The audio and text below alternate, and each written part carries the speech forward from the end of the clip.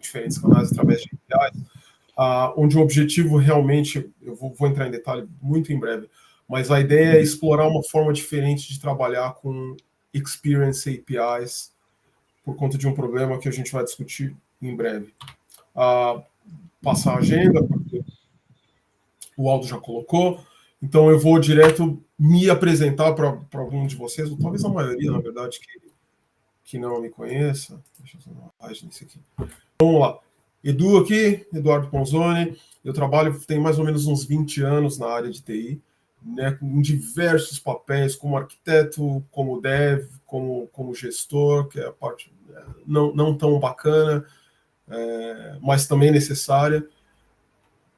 Eu também sou, como o Aldo comentou antes, eu sou palestrante em uma porrada de evento, eu fui líder do Meetup de Auckland, na Nova Zelândia, por um longo tempo, até o ano passado, quando eu me mudei para cá, para a Austrália.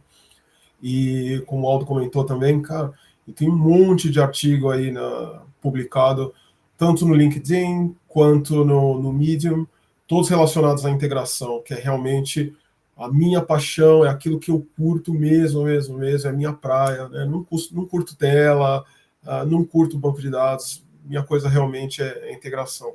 Então, como um especialista, eu tenho uma série de certificações aí, tanto de MuleSoft quanto de outras tecnologias, né? Tem algumas de Boomi, de Microsoft também, que eu vim de BizTalk, quase revelando minha idade aqui, né? 20 anos de experiência, o cara trabalhou com BizTalk, praticamente um tiozão, né? E o que é legal também é que, cara, eu curto muito, sou apaixonado tanto pela parte de vendas quanto a parte de desenvolvimento. O legal da role que eu tenho hoje é que eu tenho essa flexibilidade de trabalhar no que eu quero, né? Eu posso estar trabalhando em um determinado momento com vendas, no outro eu posso estar tocando, fazendo hands-on, trabalhando junto com o time e ao mesmo tempo crescendo a practice, né? Olhando como é que a gente faz para a galera tirar a certificação, como é que a gente desenvolve assets, enfim. E aí, por conta disso, ou como parte disso, né? Eu sou então o líder da Integration Practice da Adaptive aqui na Austrália. Eu sou baseado aqui em Brisbane, ensolarada Brisbane. A gente costuma dizer que esse é o Rio de Janeiro da Austrália, e é verdade, super quente, show de bola, mas apesar de eu estar baseado aqui, eu tomo de conta da Austrália toda, e nesse instante estou também ajudando o pessoal na Nova Zelândia. Estou deixando alguns dos contatos aí, né, GitHub, Facebook, etc, etc. Se alguém tiver interesse em entrar em contato, show de bola. E último, mas não menos, como o Aldo comentou, eu sou um MuleSoft Ambassador, que grosseiramente falando, é como se fosse um MVP para MuleSoft. É uma pegada bem assim de engajamento com comunidade, né, que qualquer um pode ser, diga-se de passagem, né? Então é toda essa ideia, você se engajar com a comunidade, trazer novas ideias, usos diferentes da tecnologia, que inclusive é o foco da apresentação aqui. Né? Então, como eu comentei, a gente vai falar sobre como simplificar essa ideia de Experience API e vamos tentar compreender a real natureza das Experience APIs. Mas antes da gente começar a falar sobre isso, vamos fazer um breve recap da ideia de camadas de API. Né? Então, vocês provavelmente já sabem disso, mas, de novo, é só uma recapitulação bem rápida. A ideia de MuleSoft API-led Connectivity realmente é baseada no modelo proposto pelo Gartner, né, que é o que eles chamam de Base Layered Architecture, onde você tem suas camadas de inovação, camadas de processo e os seus sistemas de negócio. Né? Como no exemplo que ele dá aí, seu sistema de negócio seriam os seus ERPs, né, os seus ERPs, em português, os seus CRMs, né, e coisas desse tipo. Camada do meio, basicamente camada de negócio, né, orquestração e tal, e as camadas de experiência, a gente tende a chamar de experiência quando a gente está trabalhando com mobile ou com aplicações web. Então, o que a MuleSoft fez? Ele criou uma metodologia, um estilo, uma mistura de metodologia com estilo, com modelo de arquitetura, baseado no modelo do Gartner, onde a gente separa as APIs nesses 3 grandes grupos, né, as APIs de experiência, as APIs de processo de negócio e as APIs de sistema, e como é que a gente trabalha a conectividade entre elas através das camadas. O foco, de novo, vai ser em cima dessa primeira ali, que é a camada de experiência. Então, por que disso e qual que é o papel das APIs de experiência, né? Bom, a ideia principal, o fundamental, é prover serviços para canais diferentes. Então, como no exemplo ali, pode ser que a gente tenha um canal web para tratar com clientes, a gente pode ter um canal específico para mobile, pode ser que seja um call center, pode ser que o que a gente está chamando de experiência aqui seja experiência para um outro sistema, de um parceiro de negócios, por exemplo, que precisa se integrar com a gente. E aí o que rola? As APIs de experiência são muito, muito similares às APIs de processo. Coloquei relativamente, mas elas na verdade são. Principalmente porque elas provêm composição, né, são usadas para fazer isso, para fazer composição, chamadas de outras APIs. Também tem uma série de funcionalidades dentro delas, e como qualquer outra, elas provêm abstração. O ponto onde elas convergem, onde fica um pouco obscuro, fica meio no ar, né, digamos assim, quando chega na parte de orquestração, porque você pode ter orquestração em ambas.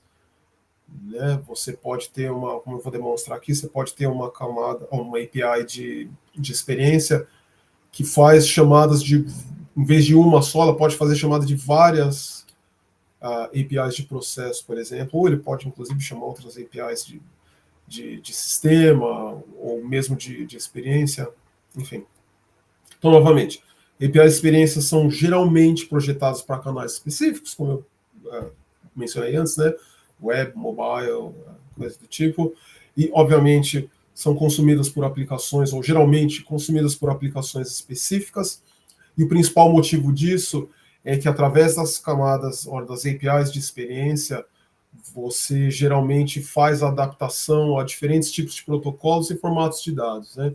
Então, por exemplo, vão ter determinadas aplicações que têm suporte nativo a REST, por exemplo, enquanto outras vão falar, olha, desculpa, eu só suporto SOAP, ou qualquer outro tipo de tecnologia, ou então, olha, eu só consigo trabalhar com, grosseiramente falando, eu só consigo trabalhar com PubSub, eu não consigo fazer nenhum tipo de protocolo HTTP, por exemplo. Só criando alguma coisa para dar ideia lá, né? E a principal característica delas é que elas são baseadas em jornadas de usuários e de sistemas. Né? Então, geralmente, a gente cria uma API de experiência para dizer, bom, a experiência como no exemplo que vocês vão ver logo, é baseada num processo de compra de produto. Né? Então, tem toda uma jornada que o usuário ou que os sistemas deveriam seguir para conseguir fazer a compra de um produto. E a gente está abstraindo toda essa jornada dentro de uma API, de novo, digamos assim, versões diferentes para diferentes canais. Gente, antes de eu trocar para o próximo slide, só reforçando o que o Aldo falou, não vamos fazer isso aqui ficar um monólogo, vai ser chato, então, por favor, tiver pergunta, discordar, tiver uma ideia diferente, por favor, coloca ali no chat e o Aldo pode dizer, olha, Edu, alguém mandou uma pergunta, coisa do tipo, então a gente consegue fazer uma coisa mais divertida, mais interativa.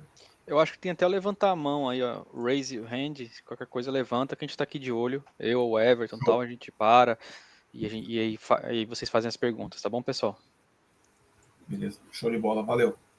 Então, vamos lá. Então, esse é todo o papel, como eu disse, das APIs de experiência, porém, o que rola? Ao longo dos anos, desde que as empresas começaram a fazer a adoção de API, e toda a ideia de API-led connectivity, principalmente de Experience API, começou a rolar um uso bem indiscriminado desse estilo. O que acabou levando a uma proliferação absolutamente descontrolada de APIs.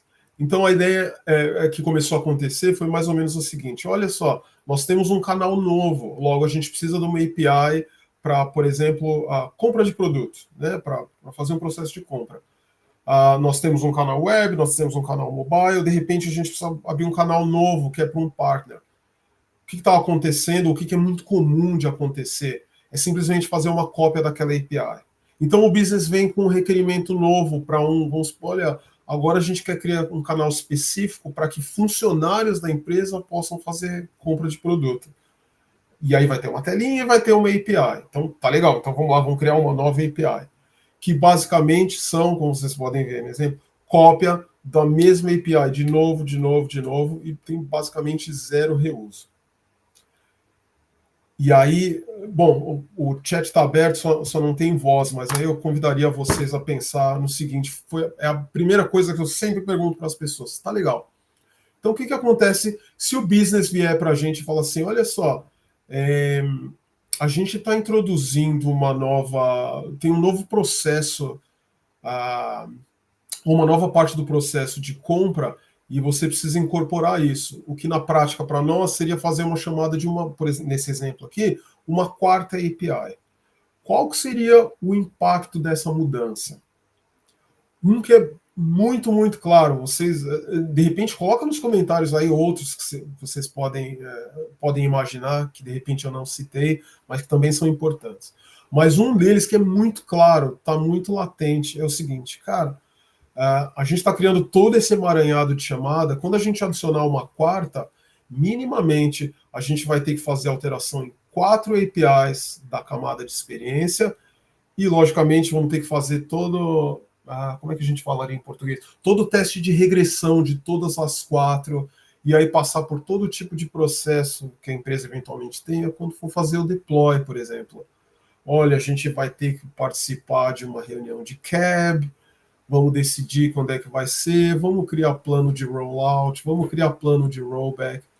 Então isso se torna custoso, se torna trabalhoso e, além de tudo, muito moroso, né? E, cara, obviamente tem vários N outros impactos que esse tipo de coisa pode ter. Então, o que a gente faz? Como é que a gente faz para simplificar essa experiência, né, através desses diferentes canais? Aí a parte que eu estava falando, não sei se todo mundo estava aí na hora que eu comentei sobre quando eu falei, cara, brasileiro é brasileiro, né? Brasileiro é top, brasileiro pensa fora da caixinha.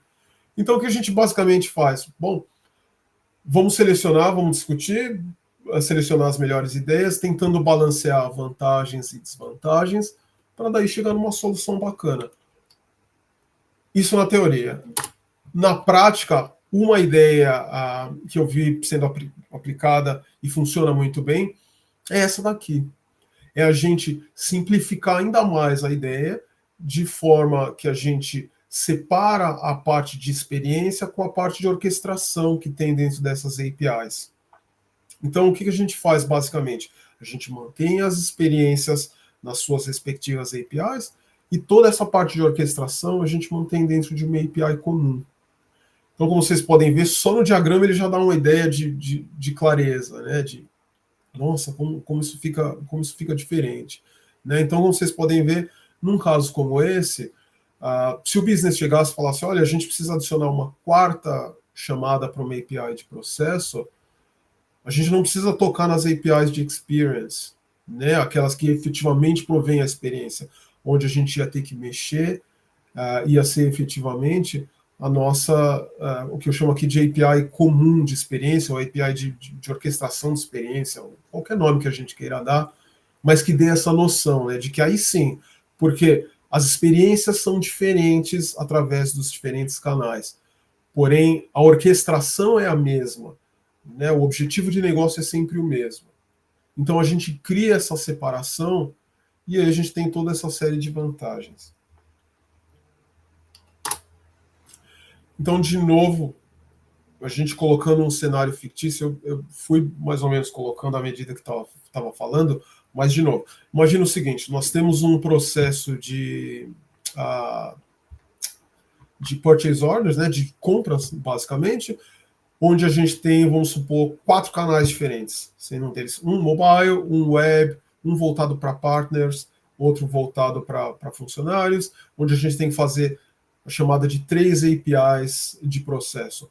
Vamos supor que uma primeira delas fosse, olha, eu recebi uma ordem de compra, eu vou checar para ver se esse cara tem crédito disponível, por exemplo. Aí tá legal, pô, bacana, o cara tem crédito. Aí, olha, eu preciso checar na minha API de controle de estoque para ver se aquele produto que o cara está querendo comprar, se o produto está em estoque, se eu posso vender para ele ou não. Finalmente, se tem estoque, tem crédito, legal, eu posso fazer efetivar a compra, e aí posso lidar com os nossos sistemas ali embaixo, né, com os sistemas de record. Então, por exemplo, pode ser que os dados relacionados ao meu crédito fiquem no ERP, né, no ERP da empresa, no SAP, vamos supor, né? Enquanto todo o sistema de processamento de pedidos, o controle de estoque, meus dados de produto, etc., estão todos, por exemplo, no Salesforce, que seria o meu CRM. Esse seria um exemplo. Então, no modelo, como eu chamo, entre aspas, o modelo típico, que é como a turma geralmente faz, a gente cria todo esse emaranhado de APIs. E aí no modelo... desculpa. Antes disso, só dando uma ideia, né, de como que seria a sequência, então seria isso, né? A gente chama API de crédito, chama API de estoque, perdão, para depois chamar API de compra, como eu descrevi antes. Então, isso aqui a gente pode passar. Então, de novo, mesmo cenário, só que usando esse, como a gente chama de modelo simplificado, onde a gente está separando a parte de orquestração, da parte de experiência, e como vocês podem ver no diagrama aqui, muito mais clean, muito mais inteligível, né, muito mais simples de olhar e falar, beleza, entendi, e a gente consegue já imediatamente identificar as vantagens de um modelo como esse. E aí, novamente, para exemplificar através de um diagrama de sequência, como é que isso funcionaria internamente. Eu dei um exemplo aqui usando uma mistura usando um modelo meio baseado num PubSub para dar uma ideia semelhante ao que seria um Reliability Pattern. Mas tem várias formas da gente fazer isso. Mas uma das ideias seria essa, né? Quando a nossa API, que é a mais client-facing, que seria, por exemplo, a API para um canal específico, efetivamente, tudo que ela ia fazer, eu recebo um request, publico numa queue, e esse negócio vai ser processado em algum momento. E eu fico aguardando uma resposta para esse request. Assim que a resposta é recebida, que é através de request reply, né, um outro pattern de integration, aí eu mando então a resposta. Aí, pergunta é, ou de novo, reforçando, Edu, tem que ser PubSub? Não. Pode ser baseado em API. Usando o MuleSoft, de repente, não é recomendado. Mas se você estiver trabalhando, por exemplo, dentro do mesmo domain, você poderia até usar VM Queues, você poderia tentar usar Object Store. Tem várias formas de fazer. Ou o tradicionalzão mesmo, que é realmente criando uma API e fazendo chamada HTTP. Tem várias formas de fazer. E o legal disso, e acho que essa é a parte mais interessante da apresentação, pelo menos que eu tenho certeza que para mim é a mais legal, eu espero que para vocês também seja, vamos demonstrar essa ideia toda na prática, né? E eu acabei criando os 3 cenários e para poder demonstrar para vocês.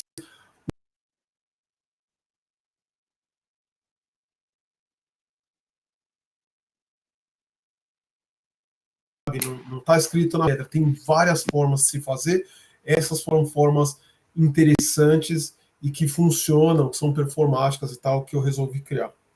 Tá? Então eu vou dar uma pausa nos slides aqui e eu vou trocar. Deixa eu voltar.